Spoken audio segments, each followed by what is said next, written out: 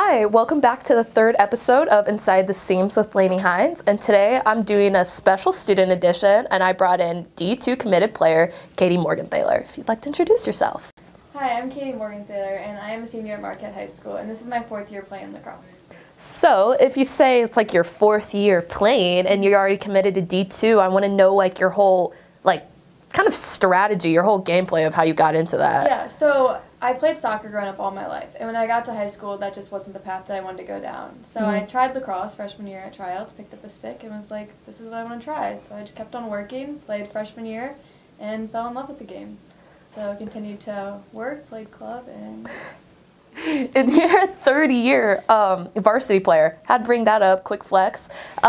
So I want to know, like, whenever you are a sophomore, that's still like an underclassman age. Like, you're not a junior, not upperclassman, so it's still nerve-wracking being with all the older players. So how did you kind of like fit yourself into varsity your sophomore year? Yeah, I think it was definitely hard being one of the younger girls, and at the time there was only 4 underclassmen on the team. So that was definitely something where you had to look up to the older girls for support and just help on the field, and knowing that you are a young, like an underclassman playing on a varsity team. So that was very nerve-wracking, and having the support from the upperclassmen helped a lot.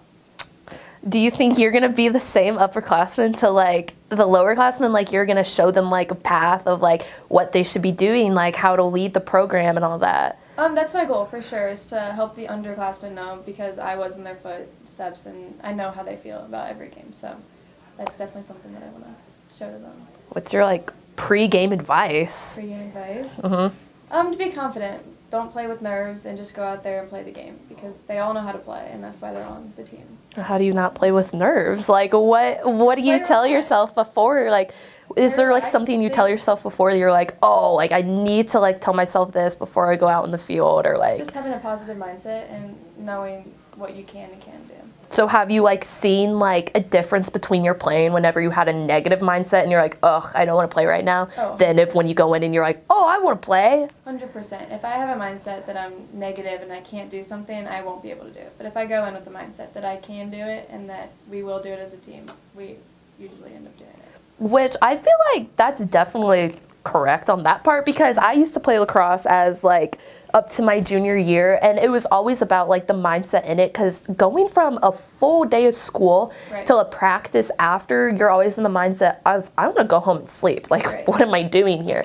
But then it's like it definitely helped once I clicked in, saw my friends there, and I was like, oh no, I'm in a great headspace, like I want to like go running, like I want to like catch the ball, like I want to be in the game and be active. Right, I do think it's mentally challenging to go to school 8 hours a day and then go play lacrosse for 2 hours, but if we all come together as a team, we all have a positive mindset, practice is the best part of the day. So have you seen like whenever you guys got like closer as a team, because I know at the beginning of the year like no one's really close, so you just created this team, so have you seen like once the season moves on, once you guys are more bonded, do you play better together? I think so, definitely. I think every practice so far we've gotten better. Each practice we're getting progressively a little bit better, which is good. We have a new team this year. We have a lot younger of a team, new players, which, yes, that's hard, but I also think it's going to be very beneficial for us, as we're already starting to click and get better each practice. So, said new team. Now I want to know how you're feeling about that. Does that like make you like nerve-wracked because like you haven't played with them, or are you excited to see all the new talent? I'm excited. I think this is going to be good for us. I think it's going to be a new start, a fresh start, and really just build off it each game. I think there's a lot of different talent that we have on the team, and I think now it's just working together to build that up into one team. Do you like having all the different age levels on your team, or does it make anything more like complicated? Like, do you feel like, oh, maybe they're like a little innocent freshman on the team? I think that's more of the upperclassmen need to take the role of helping to grow these younger girls up, and I really enjoy having the young girls on the team. I think it builds a lot of character for our team and helps us to all like create diversity in a way. So kind of going back to like kind of like the whole main part of what I want to talk about in this podcast is your commitment to Rockhurst. I want to know, so like we have said multiple times already, you committed your junior year within like this short amount of space. I want to know what advice you would give to like younger players who are like, oh, I just started, there's no way I'm committing by junior year. Like, what advice would you give to them to be like, yeah, you can, I did it? I would say never give up and always test your limits and go beyond what you think you can do. I think practice, it's cliche, but practice makes perfect. Like, the more you're out practicing, the better you're going to get every time, no matter what you're doing, even if it's 5 minutes of just passing or anything, you're going to get better in that 5 minutes. And Yeah. I think it's more of a consistency thing, staying consistent and true to yourself. I think that you can do anything that you put your mind to. And so I'd say if you have the goals of playing a sport in college, that you should take up on it. And if you're given the opportunity to do it, it's a well-deserved opportunity, and you should always take up on it.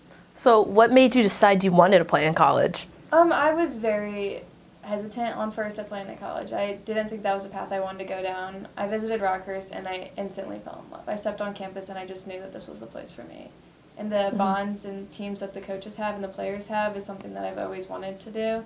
Having the dreams of playing softball in college was always my thing until that fell off. Not anymore. That's okay. Lacrosse came in, and I love it. There's nothing I would have changed about it. Do you see yourself going to a higher level after college? That's also a possibility, but I think it's more of seeing where my future takes me. And plan on right now going 4 years at Rockhurst, playing all 4 years, and just seeing what the future holds for me after that. Did you have any connections at Rockhurst before you decided you want to go there, or did you kind of just throw yourself into this new pool of nothingness that you didn't know and just started? So half of my club, not half, but about a fourth of my club team ended up committing to Rockhurst in the previous years. So so at least you're not alone. Right. I've known a couple other girls, and then some girls actually in St. Louis committed too. Yeah. I've gotten to know them and get close with them, so that's really exciting. Are you kind of going into that? I feel going into college when you already know people you know, you're gonna instantly kind of out of habit just lean on to them and be oh, I know you best, I'm more comfortable around you, I'm just gonna talk to you the most. So I want to know when you go in, are you kind of in that mindset of oh, I know my friends, I know what I'm doing, I'm just gonna stick in my place, or are you more open to branching out and being oh, new friends? I'm obviously going to keep the friends that I already have super close and know that they are my close friends and people that I can trust.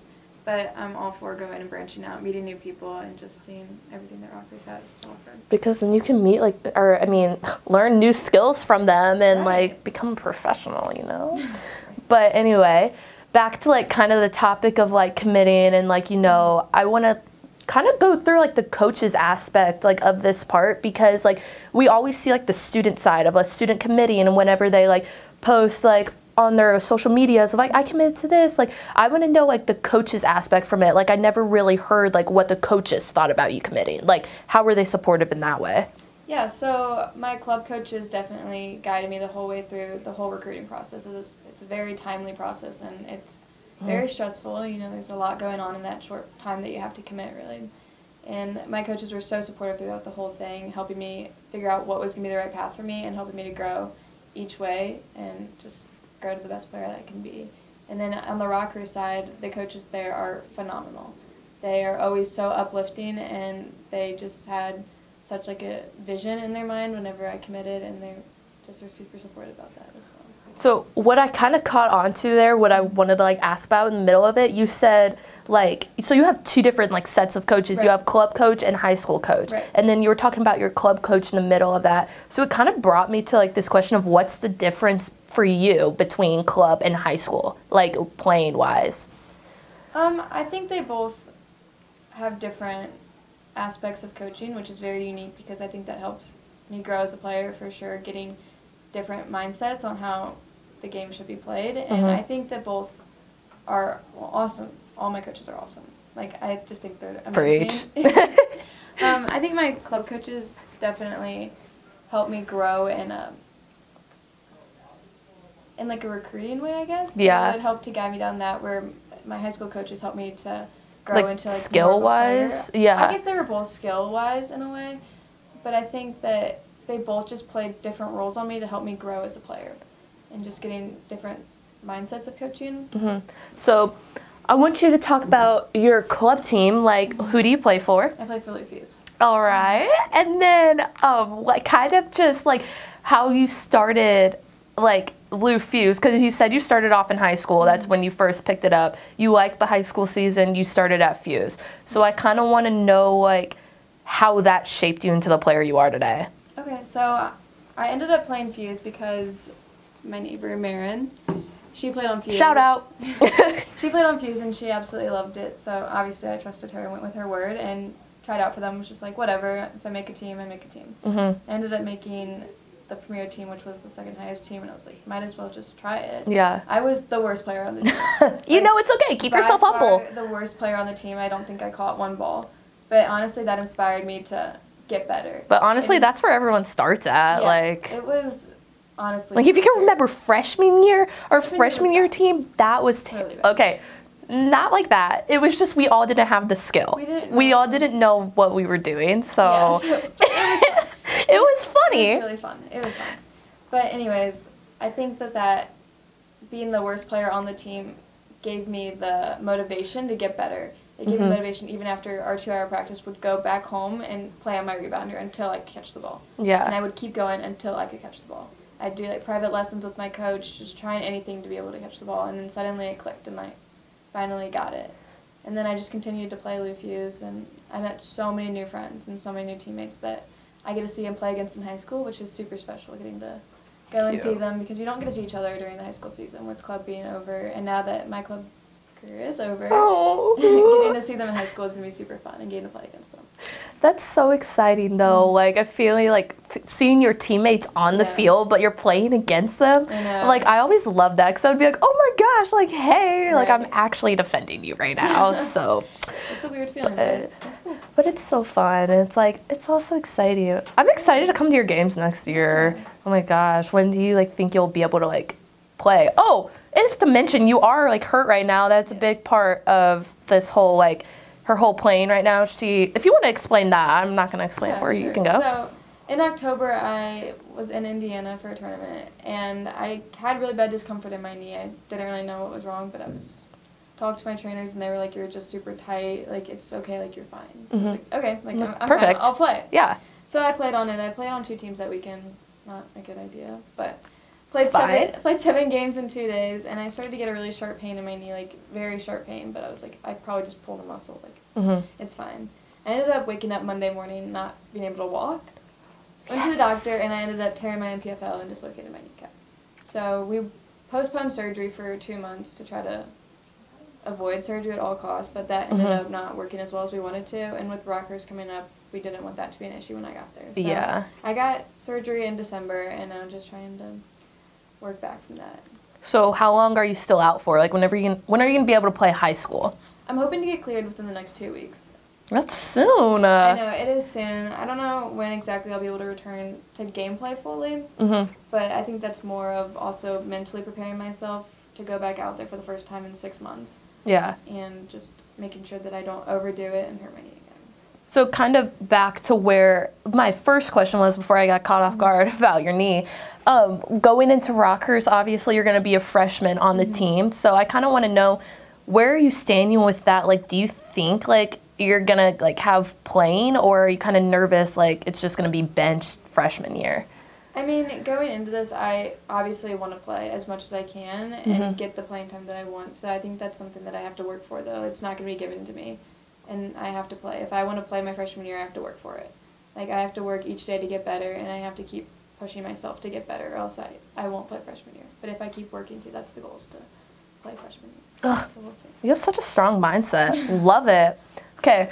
Well, that is all I have today on this week's Student Edition. If you come back next week, you'll see another committed player who I'll be interviewing. And that is all I have for you today. If you would like to add anything else. Thank you for having me. Boom!